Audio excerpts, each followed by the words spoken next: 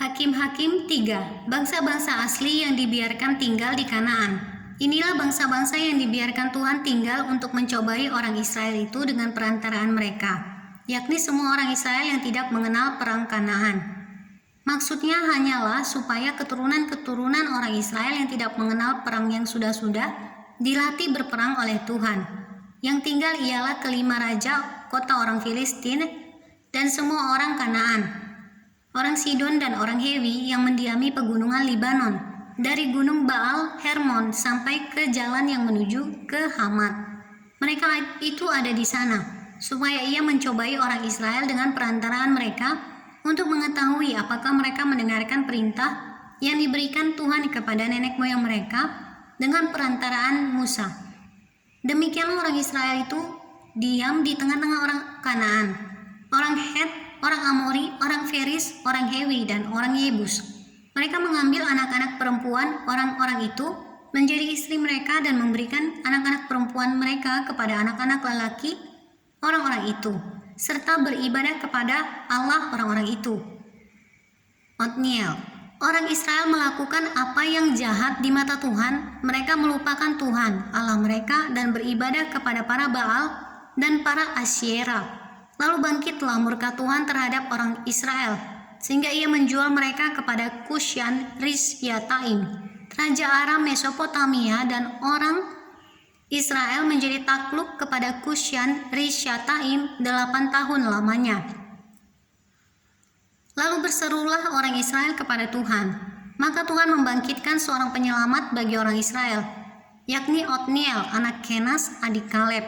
Roh Tuhan menghinggapi dia dan ia menghakimi orang Israel. Ia maju berperang, lalu Tuhan menyerahkan Kusyan Rishyataim, raja Aram, ke dalam tangannya, sehingga ia mengalahkan Kusyan Rishyataim. Lalu amanlah negeri itu 40 tahun lamanya. Kemudian matilah Otniel anak Kenas. Ehud. Tetapi orang Israel melakukan pula apa yang jahat di mata Tuhan. Lalu Eglon raja Moab diberi Tuhan kuasa atas orang Israel, oleh sebab mereka telah melakukan apa yang jahat di mata Tuhan. Raja ini mengajak Bani Amon dan Bani Amalek menjadi sekutunya. Lalu majulah ia dan memukul orang Israel kalah. Kota pohon korma diduduki mereka. 18 tahun lamanya orang Israel menjadi takluk kepada Eglon raja Moab. Lalu orang Israel berseru kepada Tuhan, maka Tuhan membalikan bagi mereka seorang penyelamat, yakni Ehud, anak Gera orang Benyamin, seorang yang kidal.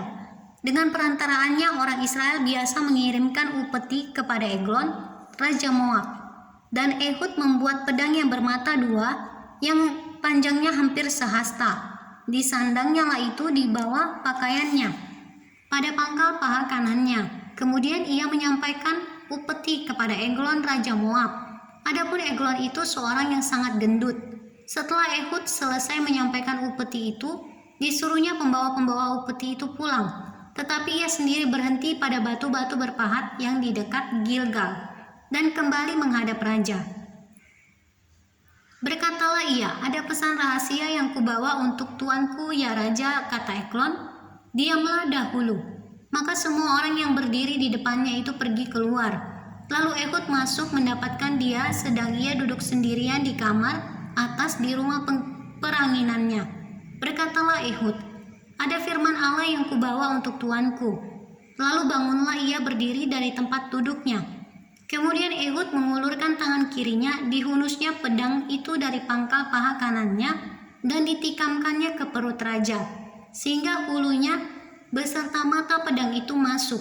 Lemak menutupi mata pedang itu, sebab pedang itu tidak dicabutnya dari perut raja. Lalu keluarlah ia melalui pintu belakang. Demikianlah Ehud sampai ke serambi. Pintu kamar atas itu ditutup dan dikuncinya setelah ia keluar. Baru saja ia keluar, datanglah hamba-hamba raja melihat. Tetapi pintu kamar atas itu terkunci. Lalu berkatalah mereka, tentulah ia membuang air di kamar rumah peranginan itu. Lalu mereka menunggu-nunggu sampai menjadi bingung. Tetapi raja tidak membuka pintu kamar atas itu. Kemudian mereka mengambil kunci membuka pintu, maka tampaklah tuan mereka mati tergeletak di lantai. Sedang mereka berlambat-lambat Ehud meloloskan diri, ia lewat dari batu-batu berpahat dan meloloskan diri ke arah Seirah. Setelah ia sampai ke sana, ditiupnyalah sangkakala di pegunungan Efraim, lalu turunlah orang Israel bersama-sama dengan dia dari pegunungan itu, dan ia sendiri di depan.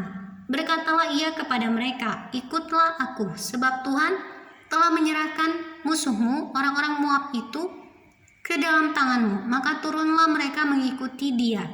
Lalu mereka merebut tempat penyeberangan sungai Yordan ke Moab, dan tidak seorang pun dibiarkan mereka menyeberang. Pada waktu itu mereka menewaskan kira-kira 10.000 orang dari Moab. Semuanya orang yang tegap dan tangkas. Seorang pun tidak ada yang lolos. Demikianlah pada hari itu Moab ditundukkan oleh Israel. Maka amanlah tanah itu 80 tahun lamanya.